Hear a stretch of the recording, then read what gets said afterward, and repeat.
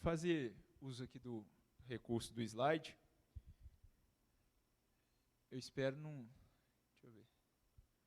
Rafael, esse trem aqui tá... Foi? Foi. Espero que o slide ajude. Quando a gente está na faculdade, a gente fala que slide ajuda a dormir, não é? Eu espero que não seja assim. Mas vamos lá. Pessoal, nós estamos estudando o livro A Comunidade Cativante, é um livro que nós já estudamos anteriormente. Inclusive, eu já havia lido esse livro da última vez que teve uma série de lições para a liderança, e tive a oportunidade de estar lendo ele novamente, e é um livro muito interessante. É claro que aqui, até agora, as mensagens que eu vi, elas foram bem explicativas, mas se você tiver a oportunidade, leia o livro, porque quando a gente lê é diferente. Nós começamos a falar sobre a primeira parte do livro, e a primeira parte do livro é dividida nesses 4 subtópicos: 2 visões de comunidade, uma comunidade dada por Deus, e hoje nós vamos falar sobre a comunidade que se aprofunda.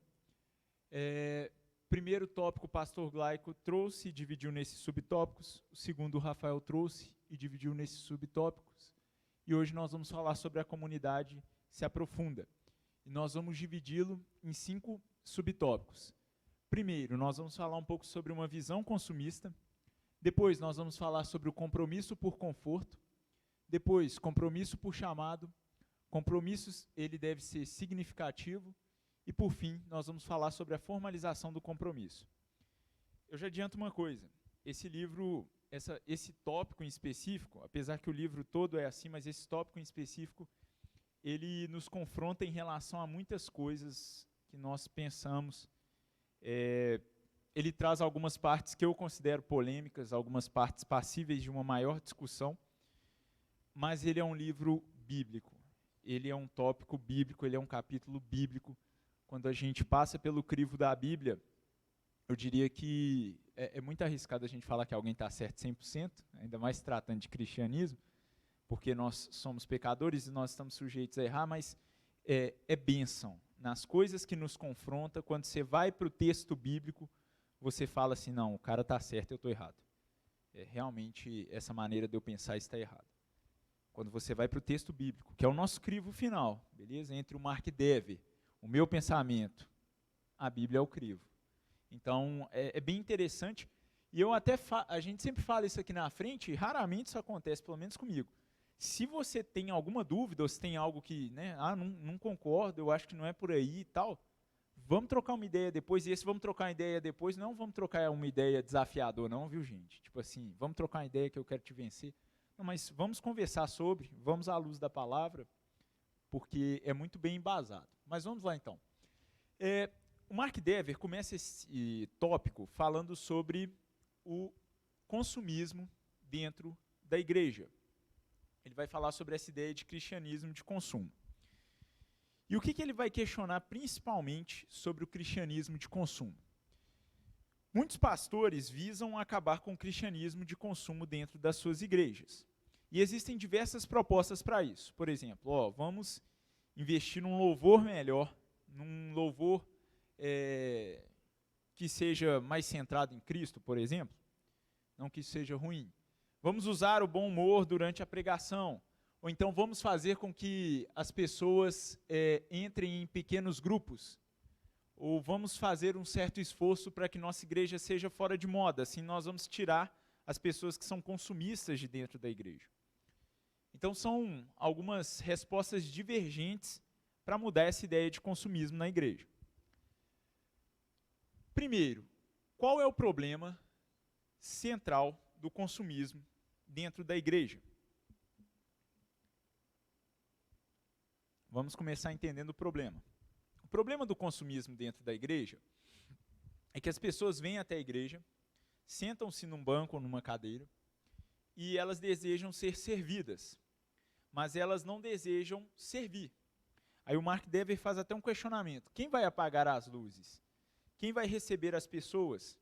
Quem vai se comprometer a cuidar de outros? Esse é o problema do cristianismo, do consumismo. E hoje em dia isso é muito forte, é muito comum. Se você perguntar para a maioria das pessoas aí fora, as pessoas às vezes até frequentam, de certa forma, uma igreja evangélica. A pessoa vai ali, eu vou aos domingos. Eu já ouvi muito isso. Ou então, não, eu vou aos sábados, eu vou às quartas-feiras. Mas é uma pessoa que entra, senta, levanta, sai, consumiu o culto, consumiu o louvor, tchau, a paz do Senhor Jesus, com Deus. Claramente a gente percebe que pessoas que são consumistas, elas não criam vínculo. O consumismo, ele não cria laços dentro da igreja. Na verdade, o consumismo, ele não cria laços com nada. Se a gente pensar à luz secular, o que é o consumismo? Eu compro esse livro aqui, e aí eu compro outro dele, mesmo sabendo que eu tenho esse. Consumismo é isso. Você tem roupa, mas você compra mais roupa. Não cria vínculo nenhum com aquilo. Então, qual é o tópico central que nós devemos conversar quando a gente fala para acabar com o consumismo dentro da igreja? É justamente a falta de comprometimento, a falta de compromisso. Então, é sobre isso que ele vai tratar, principalmente dentro desse capítulo. E aí ele vai começar falando de um tipo de compromisso que é o tipo mais comum utilizado pelas igrejas, que é o chamado compromisso baseado em conforto ou compromisso como processo. Ele dá esses dois nomes para esse tipo de compromisso. E o legal é que eu percebi que, geralmente, na maioria das igrejas, é que nós temos uma tendência muito grande em usar esse tipo de compromisso aqui. Eu já passei por algumas igrejas, eu fui criado num lar cristão, e eu percebi que eu já ouvi conversa de pastor, gente, muitas conversas de pastor. E eu percebi, eu lendo esse livro, eu falei, cara, que legal, porque esse é o compromisso que mais foi utilizado, que eu mais vi pastor conversando, a gente tem que fazer assim, na minha adolescência. Em que se baseia o compromisso baseado em conforto? Às vezes eu falo conveniência, mas o Mark Dever fala conforto. Seguinte, como é que você faz para uma pessoa... Quem aqui já foi fã de alguma bandinha? Banda, quando você é adolescente, isso é muito comum. Né? Beleza. Banda, um artista, né? E depois, quando você fica velho, você morre de vergonha. Eu tenho umas alunas que elas, com 13 anos, elas eram muito fãs de uma banda. Fã mesmo. Elas falavam assim, eu vou casar com fulano, casar com ciclano. Aí hoje em dia elas estão mais velhas, aí eu lembro elas. Aí elas ficam vermelhinhas. Mas enfim.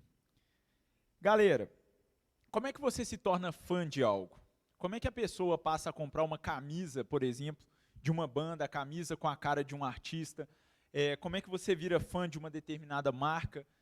Como é que você vira fã? O processo é o seguinte, você não escuta a primeira vez a música do cantor tal e no outro dia você está com a camiseta, com o pôster dele no seu quarto. Não, as coisas são progressivas. Então você escuta a música daquele cara uma primeira vez, aí você fala, interessante essa música, me identifiquei. Aí você escuta uma segunda música, uma terceira, daqui a pouquinho você já tem a camisa, você já tem o pôster, você já está querendo pagar R$350 para ir no show do cara, não sei o que, não sei o que, não sei o que. E por aí vai. Existe até um exemplo no livro que é sobre o iPhone, mas o exemplo é um pouco fora da nossa realidade, porque aqui às vezes é muito caro e a gente não paga e tal. Mas de uma marca é a mesma coisa, ninguém vira fã de uma marca do dia para a noite. Você usa, começa a gostar, vai se fidelizando ao longo do tempo.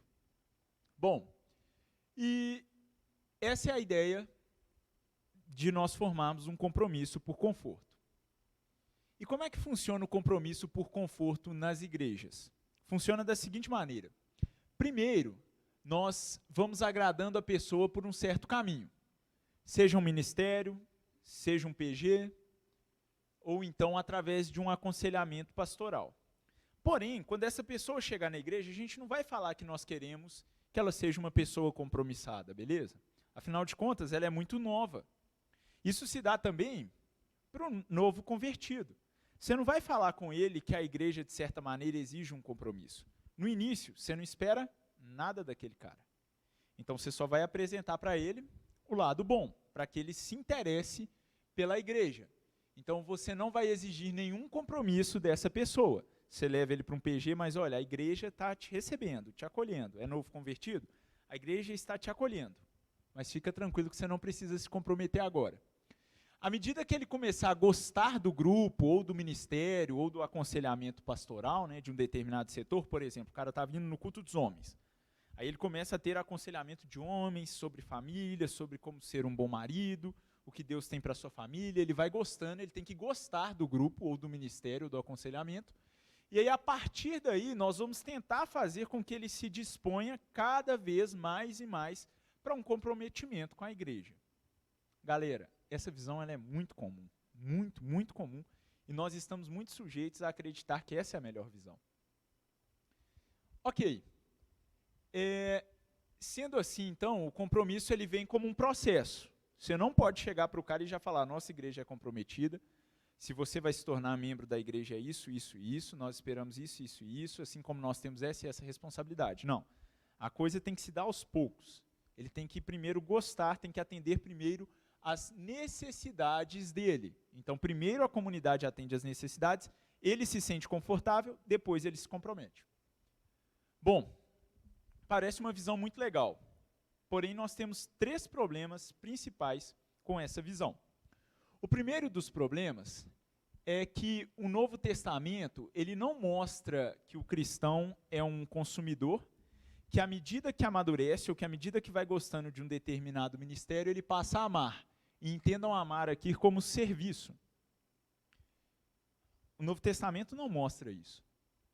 O amor e o serviço, ele é uma demonstração de fé salvadora. Ele é algo que deve acontecer com o cristão naquele momento. Assim como nós não toleramos diversas coisas para uma pessoa salva, como assim não toleramos? Imagine uma pessoa que foi batizada, vai ser batizada amanhã na igreja, domingo. Amanhã ela vai ser batizada, ela confessa o Senhor Jesus Cristo, ela passou pelo processo de conversão, e de repente na segunda-feira esse cara está saindo armado na rua para fazer um assalto. Eu estou dando um exemplo bem bruto, porque é a mesma coisa em relação ao amor. O amor tem que ser algo que tem que acontecer naquele momento. Nós somos chamados para amar. Deu para entender? A gente vai aprofundar mais nisso, que parece um pouco confuso no início mesmo. E aí nós temos o texto de 1 João 4, 19 ao 21. Nós o amamos a ele porque ele nos amou primeiro. Então, nós amamos a Deus porque Deus nos amou primeiro. Se alguém diz, eu amo a Deus e odeia a seu irmão, é mentiroso. Ou seja, se você não ama o seu irmão, se você não está disposto a servir o seu irmão, você é mentiroso. Logo, você não ama a Deus. Quem não ama seu irmão, ao qual viu, como pode amar a Deus a quem não viu? Então, é uma implicação lógica. A implicação é, se não amamos o nosso irmão, não amamos a Deus. Ok? Se não amamos a Deus, talvez nós não sabemos do amor dele por nós. E dele temos este mandamento, que quem ama a Deus, ame também o seu irmão. Nós vamos aprofundar um pouco mais nessa questão do amor. Segundo problema, o compromisso por conforto não necessariamente demonstra o poder do evangelho. Como eu disse aqui, eu citei o exemplo de uma banda ou de uma marca. Tem gente que se compromete demais com uma banda.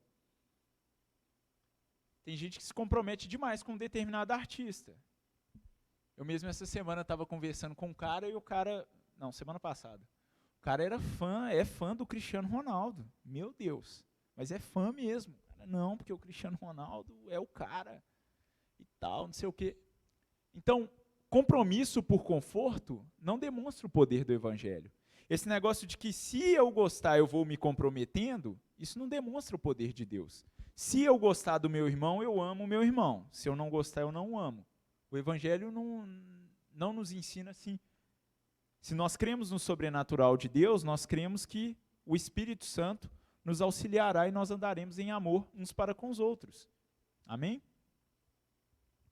Terceiro, relacionamentos florescem através de um compromisso. Então, nós não devemos esperar o compromisso florescer através dos sentimentos.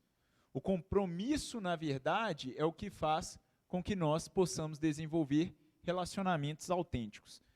Eu não consegui pensar num exemplo melhor do que o casamento para isso. O casamento, você assume um compromisso. Você vai conhecer mais sobre aquela pessoa no dia a dia. Mas o seu compromisso que vai fazer com que floresça um relacionamento autêntico. Quando você vê um senhorzinho, uma senhorinha que ficaram 50 anos casados, pode saber, eles tiveram muito compromisso. Senão eles teriam chutado o balde muitas vezes. Foi o compromisso que segurou. Agora, você esperar que as pessoas se comprometam devido ao sentimento, é o que nós vemos hoje em dia, número de divórcio alto. Por quê? Não foi o compromisso. Foi, não, se eu gostar, eu me comprometo. Se eu não gostar, eu não me comprometo. A pessoa te desagrada na primeira vez, e no casamento não vai ser só um desagrado, viu, solteiros? É ou não é casados? Os casados mais calados. Mas a pessoa te desagrada a primeira, a segunda, a terceira, acabou o casamento. Por quê? Porque não me agradou. E assim também é com comprometimento dentro das igrejas. Infelizmente. Se a gente levar para esse compromisso por conforto, é isso que vai acontecer. A primeira vez que alguém pisar no seu calo, você chuta o balde e larga. A primeira vez que algum irmão te decepcionar dentro da igreja, e como nós somos muito egocêntricos, é muito fácil nos decepcionar. Às vezes não deu uma paz do Senhor, já é uma decepção, já é o fim do mundo. Às vezes está com a cara um pouco mais fechada, a pessoa teve um dia, sei lá, um pouco mais cansativo, para nós já é o fim do mundo. Então, se nós esperarmos conforto para desenvolvermos compromisso, geralmente o que vai acontecer? Você vai largar para lá. Então, essa é a conclusão sobre esse tipo de compromisso. Se nós relacionarmos com esse tipo de visão, nós teremos pessoas consumidoras. Então, a gente atrai a pessoa pelo consumo dela. Olha, é o seguinte, vai ficando aqui, se te agradar, você se compromete. Fica mais um mês, fica mais 2 meses, fica mais não sei quanto tempo.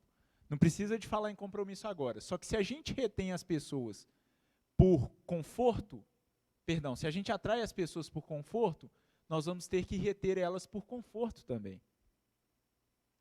Então, como eu disse, se tiver algo que desagrada, acabou o compromisso. Relacionamentos autênticos, meus irmãos, não são construídos sem comprometimento. Não são construídos na base do conforto. Esse é o primeiro ponto. Depois ele vai falar do compromisso que realmente nós devemos ter, que é o compromisso baseado em chamado. O compromisso baseado em chamado, ele entende que Deus nos chama a fazer parte de uma família. E como Deus nos chama a fazer parte de uma família, nós devemos amar a nossa família. Então, aquele que é amado por Deus no sentido salvífico, ou seja, sentido de salvação, você foi salvo, Deus te amou. Se você entende a palavra de Deus, entende que você estava condenado e que Cristo Jesus pagou o preço e que hoje nós somos amados, hoje nós somos feitos filhos de Deus, então nós devemos amar os nossos irmãos. E não tem exceção para isso. Não tem como passar um pano nisso. E aí a gente pode voltar lá no texto de 1 João. Nós amamos a Deus porque Ele nos amou primeiro. E não tem como amar a Deus sem que ame o seu irmão. Então é um chamado. Não adianta fazer biquinho. É um chamado. E aí existe um questionamento dentro dessa parte, que é o seguinte, olha, mas 1 Tessalonicense nos diz para nós crescermos em amor. Então você está errado. Eu posso sim agir em processo. E aí a resposta para isso é muito simples. Crescimento para o compromisso é antibíblico. Porém, crescimento em compromisso é bíblico. São coisas diferentes. E deixa eu explicar. Primeiro, crescimento para o compromisso. A pessoa entra, ela não precisa de pensar em compromisso, e aí ela quer crescer dentro da igreja sem compromisso, para um dia ela chegar no compromisso. É diferente de você crescer já determinado a estar comprometido com aquela igreja. Voltando à analogia aqui, que é a melhor analogia que eu achei. Eu falei com a Carol, hoje eu vou falar bastante de casamento. Mas fazendo uma analogia com o casamento, só para ficar mais simples para nós. Se você entra num casamento esperando assim, olha, o compromisso, ele vai surgindo à medida que eu for evoluindo com a pessoa, você vai se frustrar, vai dar errado. Agora, se você entra com a visão de que, olha, eu quero crescer sim, eu preciso amar mais, porém, eu tenho um compromisso, e eu zelo por esse compromisso. Não é na primeira falha, não é no primeiro problema na igreja que eu vou abrir mão do negócio, não, porque eu tenho um compromisso. Agora eu vou crescer. São coisas diferentes. O que 1 Tessalonicenses está falando, o texto de 1 Tessalonicenses é justamente isso. Lá a palavra diz o seguinte, olha, continue perseverando e crescendo em amor. Você tem um compromisso. Qual é o compromisso? Crescer em amor. Independente se o outro, às vezes, vai pisar no seu calo ou não. Esse compromisso, baseado no chamado, ele é um compromisso significativo. Como assim? Não basta você falar, olha, eu sou comprometido com a igreja, mas isso não tem implicação prática nenhuma. Quais são as implicações que a Bíblia nos mostra? Primeiro, nós devemos amar uns aos outros de forma profunda e sacrificial. Isso é uma exigência. Lá em Romanos 12, 13 e 15, diz assim, olha, comunicai com os santos as suas necessidades, segui a hospitalidade, alegrai-vos com os que se alegram e chorai com os que choram. Meus irmãos, isso aqui envolve um amor profundo. Em primeiro lugar, profundo. Por quê? Tem um pedido aqui para nós que é um pedido muito difícil. Ah, já sei, Mateus, chorar com os que choram. Não, se alegrar com os que se alegram. É um pedido ainda mais difícil. Eu sei que chorar com os que choram também é difícil às vezes porque você não passou por aquilo, você não está sofrendo da mesma maneira. Mas existe o desafio aqui também de nós nos alegrarmos com os que se alegram. O Mark Dever até cita um exemplo legal. Ele fala o seguinte, olha, é um casal se alegrar, um casal que não pode ter filhos, se alegrar com um casal onde a esposa do cara está grávida. Isso não é fácil. É me alegrar, por exemplo, você às vezes jovem que é cheio de sonhos, nós que somos cheios de sonhos, às vezes você não conseguiu aquele emprego, aquela condição que você almejava, mas o seu irmão conseguiu. Você tem que se alegrar com ele. Você tem que ficar feliz tão quanto você tivesse conseguido. Isso é difícil, porque isso vai contra a nossa natureza. A gente é invejoso, a gente é ganancioso, a gente vê e sente inveja do nosso coração.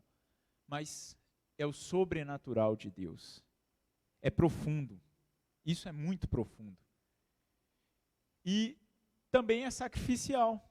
Não envolve fazer somente aquilo que nós queremos. Tem um exemplo muito legal no livro que é o seguinte, ele conta que o pessoal mais idoso da igreja estava indo no casamento dos jovens que às vezes eles nem conheciam, quando o casamento era aberto à igreja, né? Aí, o casamento é na irmã, tal hora e tal dia. Aí tinha idoso que ia. Aí o pessoal do cerimonial e tal, às vezes perguntava, o que você é do fulano? Ah, nós somos da mesma igreja. E isso é legal. E por que é sacrificial? Porque realmente nem sempre nós estamos a fim de fazer essas coisas. Eu diria que às vezes na maioria dos casos nós não estaremos a fim de fazer essas coisas. Mas é importante que nós nos aprofundemos. Segundo, nós devemos nos reunir uns com os outros regularmente. E isso aqui hoje em dia eu vejo que é algo muito questionado no nosso meio. Que é o seguinte, não, beleza. Até que a primeira parte, a pessoa tenta passar um pano. Não, realmente eu tenho que procurar me alegrar com quem se alegra, eu tenho que procurar chorar com os que choram, eu tenho que praticar hospitalidade, compartilhar as necessidades, mas por que eu devo ir na igreja com regularidade? Isso é bíblico? Bom, a gente começa com um texto clássico lá de Hebreus 10, 25. Não deixando a nossa congregação, como é costume de alguns. Algumas versões dizem, não deixando de congregar. Meus irmãos, ter regularidade de frequência e de contato uns com os outros é fundamental. Nós fazemos parte de uma nova família. Nós estamos querendo desenvolver um relacionamento autêntico. Então, como é que nós vamos ser infrequentes? Como é que nós podemos ir na igreja quando dá? A gente tem que tomar cuidado com isso. Quando é que a gente pode, às vezes a gente troca os cultos por coisas muito pequenas. Eu não estou falando aqui que você não pode tirar uma semana de viagem, ou que às vezes você não tem um casamento de uma pessoa muito importante, que você falte um culto. Eu não estou falando disso. Mas eu estou falando que realmente a gente troca às vezes a comunhão com os nossos irmãos, com aqueles a quem Deus nos deu como família, por coisas banais. Congregar é bíblico. A regularidade dos irmãos estarem juntos também é bíblico. Quando você olha para o Novo Testamento, você percebe com frequência que os irmãos sempre estavam juntos, sempre estavam em unidade. A igreja ela crescia junto. E tem gente que não valoriza isso. E, infelizmente, são muitos. e nós temos que tomar cuidado para nós não deixarmos de valorizar isso. Valorizarmos o contato com os nossos irmãos. Isso é muito importante. Terceiro, esse compromisso envolve que nós possamos estar encorajando uns aos outros. Hebreus 10, 24 diz o seguinte: e consideremo-nos uns aos outros, para nos estimularmos ao amor e às boas obras. Nós temos que falar da palavra de Deus uns para os outros, e estimularmos a perseverança uns para os outros. E isso é algo que a gente falha muito, porque às vezes a gente conversa de tudo, menos de estimular um ao outro. De falar assim, olha, como é que está seu devocional? A gente tem até medo de perguntar isso às vezes. Olha, como é que está a sua vida com Deus? Parece uma pergunta séria, né? Como é que você está? Você tem orado? Você tem lido a palavra de Deus? E às vezes a gente também tem dificuldade em responder a isso. A pessoa pergunta e ainda que nós não estejamos fazendo, a gente fala, não, ó, firmão. Nós estamos aqui para incentivar uns aos outros, para estimularmos ao amor e às boas obras. Então nós devemos falar de coisas espirituais. É outra coisa que esse compromisso envolve. Quarto tópico que ele coloca no livro, guardar uns aos outros. Nessa parte de guardar, ele deixa o versículo de Hebreus 3, 12 e 13. Vede, irmãos, que nunca haja em qualquer de vós um coração mau e infiel, para se apartar do Deus vivo. Antes exortai-vos uns aos outros todos os dias, durante o tempo que se chama hoje, para que nenhum de vós se endureça pelo engano do pecado. Esse versículo está falando diretamente sobre o combate ao pecado, sobre o combate à infidelidade. E o que esse tópico aqui nos mostra? De guardar uns aos outros. Irmãos, quando a gente é salvo, nós devemos buscar nos guardar deste mundo, que é contaminado e impuro. E nós ainda temos muitos resquícios desse mundo. O nosso compromisso com Deus envolve que nós estejamos preocupados com o guardar do outro. E isso aqui é muito complicado. Pastor Glaico sabe disso, quem é líder talvez saiba um pouco mais disso. É fácil confrontar uma pessoa?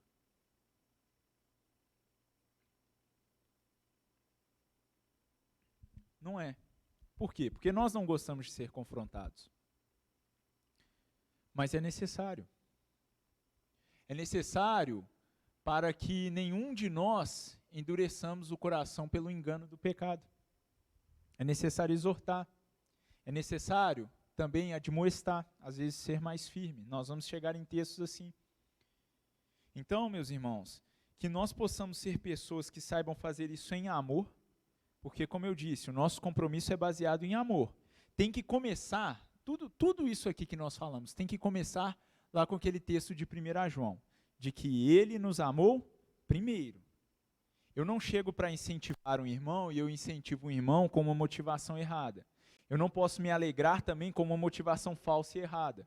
E eu não posso também guardar o meu irmão, incentivá-lo para que nenhum de nós nos percamos pelo engano do pecado com a motivação errada. É sempre em amor.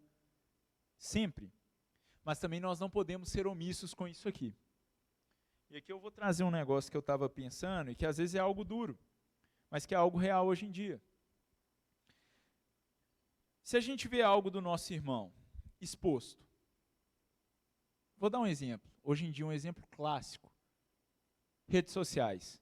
Será que nós temos a devida coragem para chegar e falar? Eu estava refletindo sobre isso. Ou será que a gente dá uma passada de pano? Às vezes a pessoa se abre, conversa com você, e às vezes a gente vê que tem uma coisa errada e que a centralidade é alguma distorção, algo que não está na palavra. Nós temos a devida coragem para falar? Infelizmente, na maioria das vezes, não. Assim como também, infelizmente, às vezes, na maioria das vezes, nós não temos a devida sabedoria para ouvir. Porém, é dever da igreja, é dever daqueles que são comprometidos com Deus e com seus irmãos, guardar uns aos outros. Então, a gente tem que aprender isso e tem que pedir a Deus e buscar isso. Amém? Bom, próximo tópico que ele vai trazer, que também é um tópico que eu já vi muita gente questionar, é a formalização do compromisso. Como assim? Quando você chega aqui na Batista Irmão, por exemplo, você vira o pastor Glaico e fala, ó, pastor Glaico, eu quero participar da igreja. Aí o que ele vai te falar? Vai falar, ó, você precisa se tornar membro. Então você vai ter nós vamos ter alguns encontros lá na salinha, a gente vai conversar e depois você vai assinar o pacto de membresia. Aí tem muita gente que questiona sobre isso. Não, mas por que eu tenho que formalizar isso? Por que eu tenho que assinar um pacto? Ou por que eu tenho que ter uma aula sobre como ser membro? Eu posso vir aqui aprender sobre a igreja, aprender sobre o que a igreja pensa e não formalizar. Para que essa formalização? Aí o Mark Dever até conta lá no livro a experiência de uma moça que chegou na igreja deles e ela estava visitando, ela queria decidir, ela já era convertida, mas ela queria decidir em qual igreja ela iria ficar e tal. E aí, num dos primeiros dias, numa das visitas dela lá, sei lá, quarto, quinto encontro dela, o pastor chegou e falou, olha, é o seguinte, depois se você tiver interesse em ser membro da igreja, nós vamos conversar, você vai assinar um pacto de membresia e tal, não sei o quê. E aí a moça saiu e, segundo o Mark Dever, depois ela falou com ele, que ela saiu porque ela pensou assim, não preciso de um papel para garantir minha formalização, não preciso de encontrar com o pastor algumas vezes para falar que eu sou fiel à igreja e que eu faço parte da igreja. E o engraçado é que ela foi em outras igrejas depois e ela retornou para essa e virou membro dessa igreja. Mas por quê? Qual é a necessidade, qual o motivo para que esse nosso compromisso seja formalizado? Bom, para nós respondermos essa pergunta, nós vamos começar lendo um texto de 1 Coríntios 5, nós vamos ler do 9 ao 13, aí eu decidi dividir em 2 slides. Já por carta, vos tenho escrito que não vos associeis com os que se prostituem. Isto não quer dizer absolutamente com os devassos deste mundo, ou com os avarentos, ou com os roubadores, ou com os idólatras, porque então vos seria necessário sair do mundo. O que ele está explicando aqui? É um texto que parece um pouquinho denso, mas é simples da gente entender. Ele está falando o seguinte, olha, eu não quero que vocês se juntem com as pessoas que estão praticando essas iniquidades. Mas eu não estou me referindo à galera lá do mundão, não. Beleza? Porque se vocês estivessem juntando com a galera do mundão, aí seria necessário que vocês virassem crente, que vocês convertessem. Seria necessário que vocês saíssem do mundo. Eu não estou falando dessa galera. Mas agora vos escrevi que não vos associeis com aqueles que, dizendo-se irmãos, for devasso, ou avarento, ou idólatra, ou maldizente, ou beberrão, ou roubador. Com o tal, nem ainda comais. Por quê? Porque que tenho eu em julgar também os que são de fora? Não julgais vós os que estão dentro, mas Deus julga os que estão de fora. Tirai, pois, dentre vós a esse iníquo. Aqui, basicamente, o que ele está dizendo? Ele está dizendo o seguinte, olha, eu não falei dos de fora, eu falei dos de dentro. Os de fora, Deus julga, ok? Não cabe a vocês julgá-los nesse sentido de, olha, cabe evangelização. Mas você não vai chegar para o cara que está ali fora, por exemplo, o cara está com a garrafa de bebida, você vai lá e bate na garrafa de bebida dele. Não. Agora, cabe a nós tirar de dentre nós aos que estão dentro da igreja cometendo essas coisas, praticando essas coisas. Isso cabe à comunidade, cabe à igreja, cabe a nós. Tá. E por que desse texto? A primeira coisa que se torna difícil aqui, quem está dentro e quem está fora? Quem eu posso chegar e falar assim, meu irmão, esse negócio está certo? Não. Eu vou chamar mais um, ô Will, vai lá comigo, vamos lá trocar uma ideia com ele. Não está certo, não. Ó, não resolveu, não, vamos lá no pastor. Pastor, não está certo? O pastor chama aqui na igreja, meu irmão, não está certo? Não, então vamos tirar ele do nosso meio. Por que é importante a formalização? Primeiro, para a gente definir quem está dentro e quem está fora. Esse é o primeiro ponto. A formalização do compromisso ela é importante para definir quem está dentro e quem está fora. Hoje em dia, quando a gente vai aí fora, você vê um tanto de gente que, não, eu sou frequentador de tal igreja. Às vezes, megas igrejas. Mas o testemunho não condiz.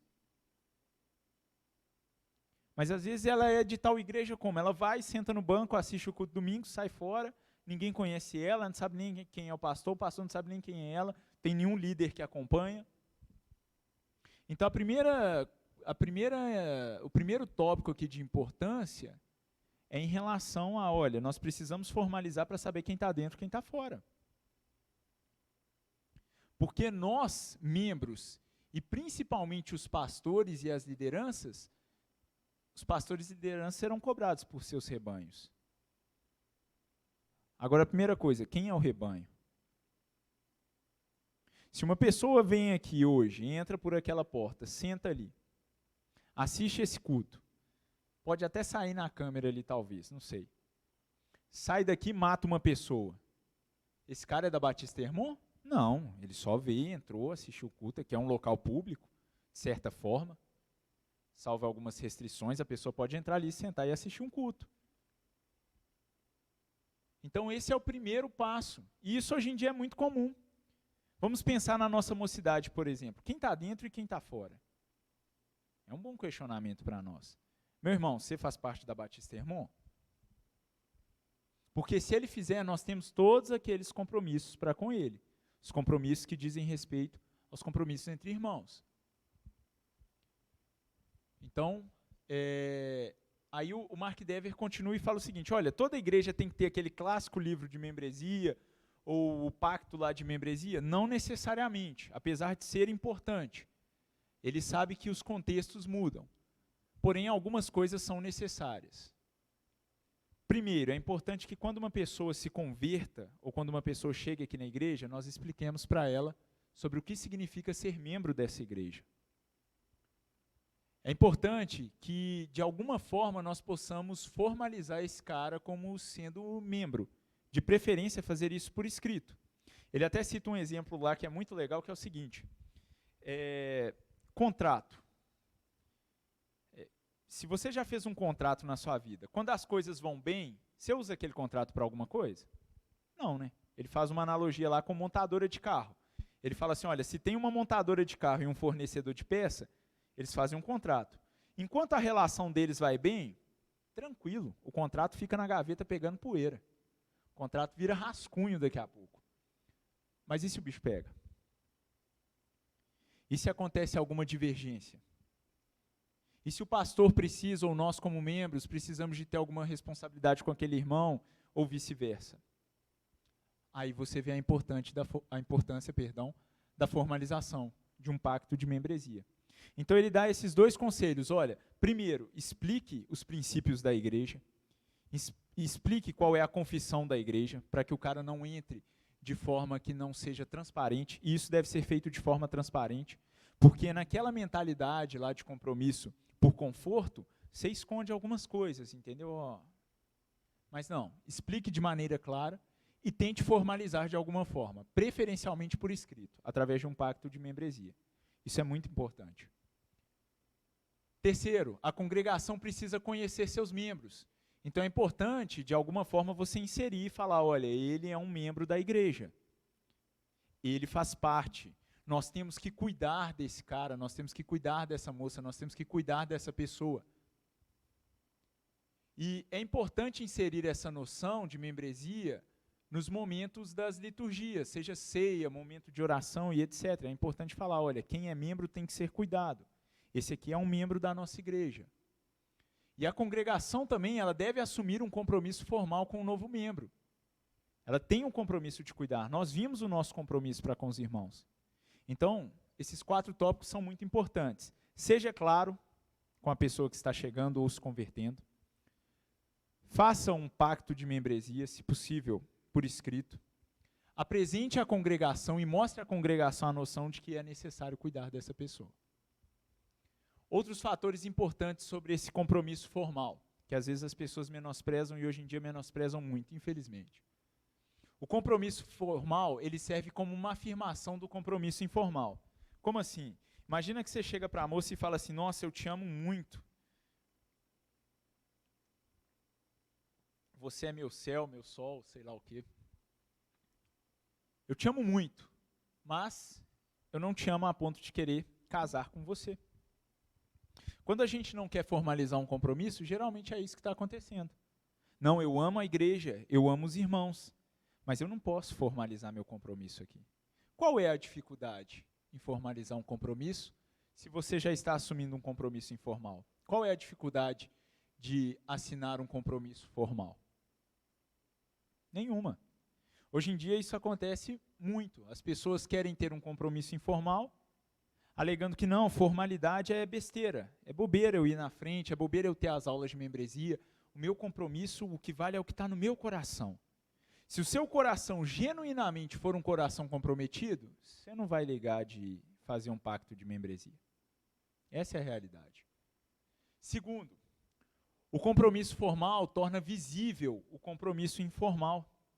Como eu disse para vocês, algumas coisas elas precisam sim são testificações.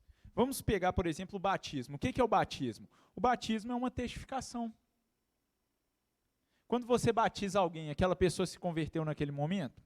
Não. Vou dizer que não necessariamente, mas não. Na maioria dos casos não, porque tem um curso para batismo, e etc, etc, etc. Mas o que é aquilo ali? Aquilo ali é uma maneira dele tornar visível o compromisso informal que ele fez. É claro que o compromisso de um batismo é um compromisso feito no coração. Você não consegue dizer, se eu, por exemplo, por mais que esteja aqui na frente, você não consegue dizer com certeza, assim, com certeza o Mateus é cristão. Você não sabe. O batismo é uma maneira de tornar o quê? Visível. Da mesma maneira, quando você assume assina um pacto de membresia ou vai perante a igreja e assume que você é membro daquela igreja, você está tornando visível o seu compromisso. E o terceiro ponto, o compromisso formal torna responsável o compromisso informal. E aqui é interessante porque ele até mostra que o seguinte, quando você assina, por exemplo, um pacto de membresia, de certa forma você está resguardado. Eu lembro até hoje que quando eu assinei o pacto de membresia aqui da Irmão, lá está escrito uma coisa muito interessante. Está escrito assim, olha, eu serei submisso ao meu pastor, ao líder, sempre que ele for submisso à Bíblia. Então, qual é o crivo meu e do pastor Glaico, um dia que ele me chamar, por exemplo, para fazer uma correção? É a Bíblia. Esse é o nosso crivo. Então, se um dia der a doida no líder ou no pastor, e eu já vi isso acontecer, é a Bíblia. Então, eis aqui a importância da formalização. Você tem um parâmetro. Eu entrei aqui, por exemplo, na Batista Hermon, sabendo e assinando e concordando com algumas coisas. E se hoje o pastor Glaico e outras lideranças, estou citando muito ele, mas outras lideranças, começarem a agir de forma antibíblica? Nós temos lá o nosso pacto formal. Então ele é importante para trazer essa responsabilidade. Bom, vamos agora para as conclusões e reflexões, que eu considero uma das partes mais importantes. Primeiro, nossa igreja, ela tem sido uma igreja que tem incentivado as pessoas a assumirem um compromisso por conforto, ou nós somos uma igreja que temos chamado as pessoas a assumirem um compromisso por chamado? Será que a gente tem essa mentalidade que realmente nós temos que ir agradando a pessoa para que ela se comprometa? Ou nós mostramos para essa pessoa, olha, a nossa igreja é uma igreja que vai exigir compromisso. Eu só queria falar uma coisa aqui sobre compromisso. Eu não estou dizendo que o cara chega aqui amanhã, e aí o pastor Glaico, ele chega aqui amanhã de manhã, o pastor Glaico fala assim, ó, meu querido, à noite o púlpito é seu. Não, porque isso pode trazer problema estrutural na igreja. Mas quando eu falo em compromisso, é falar, meu irmão, aqui nós vamos buscar cuidar de você, você também irá cuidar de pessoas. Aqui, ok, você vai ser servido, mas você está aqui também para servir. Eu não estou falando também que a pessoa chega como visitante hoje aqui na igreja, ou fala, paz, Senhor Jesus, você está disposto a servir? Porque se não tiver, pica fora. Não é isso não, beleza? Pula fora do negócio. Não, eu vou chegar para a pessoa, claro, a pessoa pode se ambientar, o Mark Dever até deixa isso claro. Porém, à medida que a pessoa desenvolver interesse, não tem essa de que, não, compromisso só lá na frente. Coloque ele num grupo legal primeiro, vamos ver se ele agrada. Não, a gente já pode falar, olha, a nossa igreja é baseada em quê? Nós estamos aqui para servir uns aos outros. Aqui na igreja você vai encontrar dificuldades, você vai encontrar problemas, mas nós amamos uns aos outros porque Cristo nos amou primeiro. Nós amamos uns aos outros porque é o mandamento do nosso Deus. Segundo, coloquei a palavra errada aqui, ó. Nós temos tido um compromisso verdadeiramente significativo, e esse ponto eu queria chamar muito a nossa atenção. Os irmãos, a gente tem se alegrado com os irmãos que se alegram, chorado com os irmãos que choram. Nós temos realmente aprofundado em relacionamentos aqui na igreja. A gente tem passado uma mensagem de WhatsApp para perguntar como o irmão está, ou então quando você vê que é o aniversário do irmão, você manda lá um parabéns para ele? Nós temos verdadeiramente zelado uns pelos outros? A gente conversa sobre assuntos que são assuntos espirituais? Nós incentivamos uns aos outros a prática de boas obras? Eu tenho virado para o meu irmão e falado assim: meu irmão, eu quero saber mais sobre o seu devocional. Como é que está caminhando? Eu quero saber mais sobre a sua vida espiritual. Às vezes a gente pergunta muito: e aí, como é que está o emprego? Como é que estão os estudos? Eu não estou falando que nós não possamos perguntar sobre isso, não, beleza?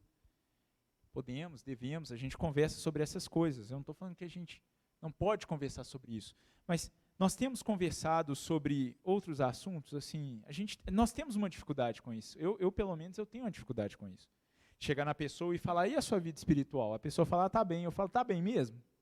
Assim, não é um tá bem mesmo de tô tirando a pessoa, mas no sentido de: olha, realmente está bem, meu irmão? Você tem, né, orado, buscado a Deus? Às vezes a gente tem dificuldade com isso. Nós temos realmente dado toques nos nossos irmãos, confrontado, exortado, né? Não só admoestar, mas também exortado em relação àquilo que às vezes a gente vê na vida deles, mas a gente prefere ficar calado? Será que nós temos buscado fazer isso? A nossa igreja sabe quem são os de dentro e os que são de fora? Nós temos zelado verdadeiramente por isso? Nós temos zelado por sermos os de dentro? São questionamentos importantes. E aí o Mark Dever traz no final o porquê da dificuldade quando a gente fala sobre compromisso na igreja. E qual é a dificuldade de quando nós falamos em que o compromisso vai gerar um relacionamento autêntico. Ele destaca alguns pontos, que são pontos sociais, mas são pontos que chegam até nós. Primeiro ponto é que nós temos dificuldade com a autoridade. A gente tem dificuldade em confiar em autoridade. A maioria das pessoas que não querem se comprometer com as igrejas, a maioria é esmagadora, gigantesca mesmo. É porque elas ficam pensando assim: nossa, mas se eu faltar 2 domingos, o telefone vai tocar. E aí ou eu dou uma desculpa amarela ou eu falo a verdade. Mas o telefone vai tocar. Nossa, o irmão lá, ó, vai correr atrás, vai me chamar. Nossa, se eu postar aquela foto no Instagram, a pessoa vai vir me perguntar e falar que não achou aquela foto legal.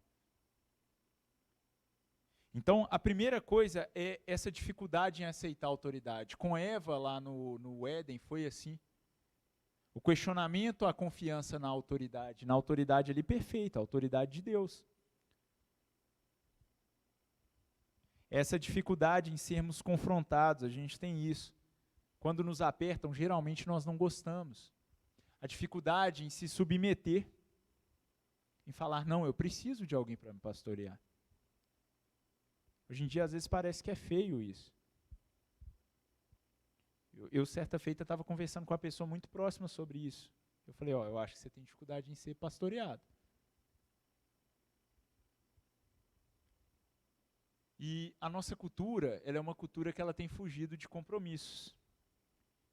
Aí você fala, é muito interessante porque as coisas na prática que você vai ver o que dá certo e o que não dá. Uma sociedade que cada vez acha que precisa formalizar menos o compromisso. As pessoas passam 2 meses de relacionamento, moram junto.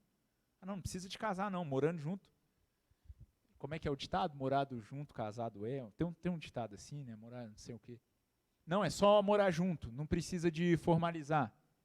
Não precisa de compromisso não, é o amor que vai fazer com que, à medida do tempo, a gente se comprometa mais um com o outro. Mentira, falso. Aí a gente vê casamento hoje em dia que não passa de 1 ano, não passa de 2 anos, não passa de 3 anos, não passa...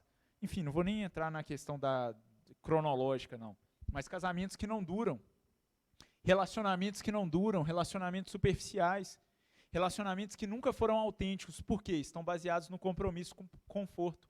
Eu só vou me comprometer se atender às minhas necessidades. Filho, você não vai se comprometer com nada, então. Eu só vou me comprometer se tudo que tiver naquela igreja lá me agradar. Beleza, você vai achar uma igreja que você vai ficar um certo tempo, mas daqui a um tempinho uma coisa vai te desagradar, você sai fora.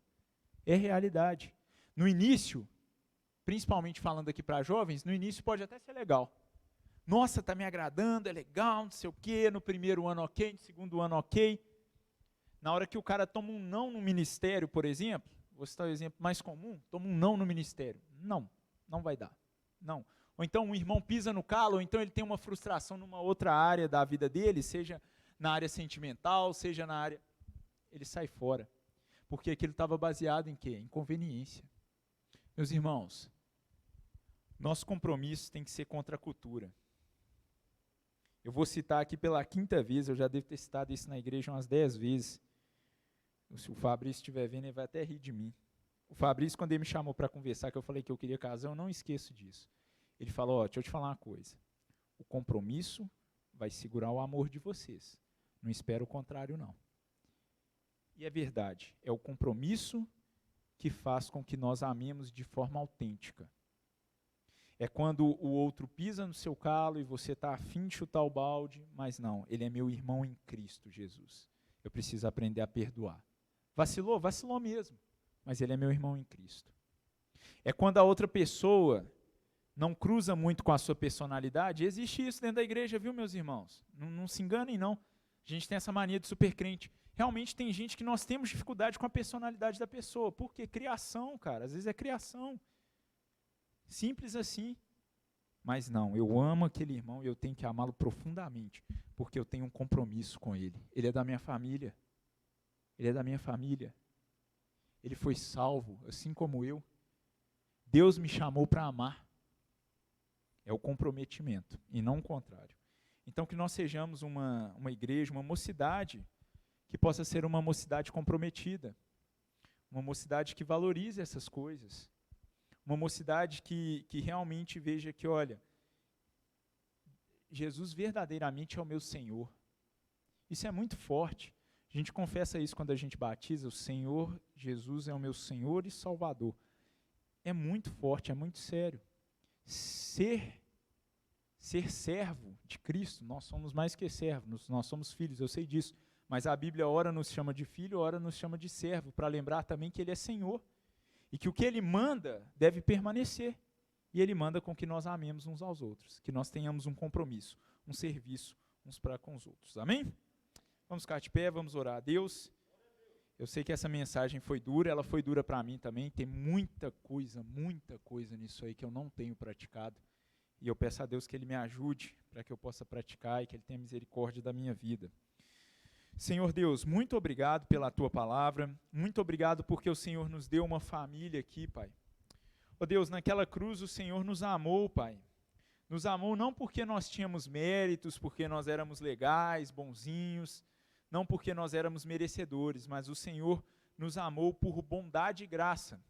E hoje, Deus, o Senhor coloca para nós, o Senhor nos exige que nós possamos amar uns aos outros, que nós possamos ter um amor profundo, que nós possamos ter um amor sacrificial, que nós possamos ter um amor, ó Deus, que esteja disposto a incentivar o outro, a preferir o outro em honra, a se alegrar quando o outro conquista algo, quando o outro avança em algo.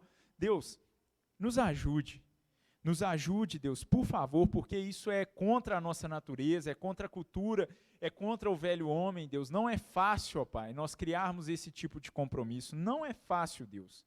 Mas, Pai, o Senhor nos ajuda, o Senhor é quem nos fortalece. E eu te peço, Deus, por favor, Pai, ajude cada jovem que está aqui, a começar por mim, Deus, a termos esse tipo de compromisso.